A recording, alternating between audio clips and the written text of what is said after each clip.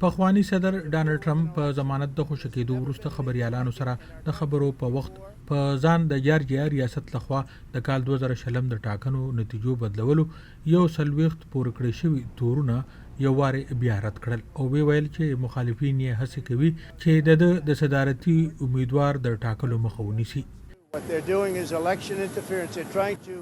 دوی چې څه کوي دا په انتخاباتو کې مداخلت دی او د لاسوهنې هڅه کوي. زمونږ په هیواد کې وړاندې کله داسې نو شوي.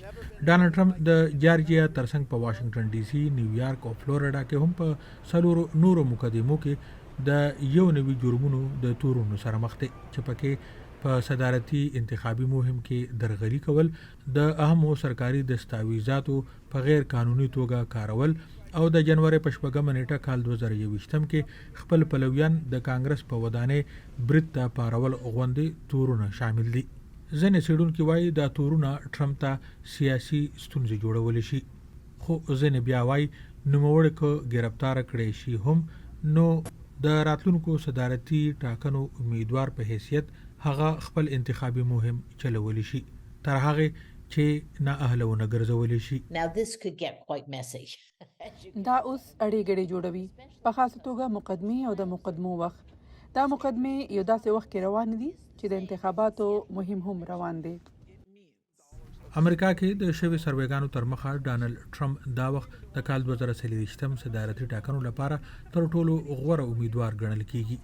CNN په خپل یو ریپورت کې ویلي دي د ریپبلیکن ګوند امیدوارانو ترمنځ چې کومه مباحثه په فاکس نیوز او نورو ټلویزیونونو ښودل شوې چې په هغه کې ډانلډ ټرمپ نو یوازې 12.5 میلیونه خلکو کتلې ده، خو خبريال ټکر کارلسن چې د ډانلډ ټرمپ سره په ټوئیټر کومه مرکه کړې ده هغه 252 میلیونه خلکو کتلې ده چې دا د ډانلډ ټرمپ په خلکو کې غوړوالی ښایي.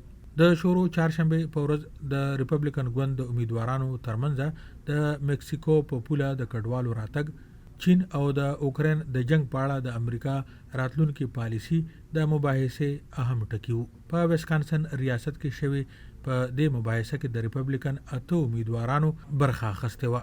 بل صدارتي مباحثه به د سپتمبر په 20 نیټه کیلیفورنیا ریاست کې کېږي او ویل کېږي ممکنه ده د امیدوارانو ګډون پکې کم وي. نو شروان کلندر، VOA ډیوا، واشنگټن ډي سي.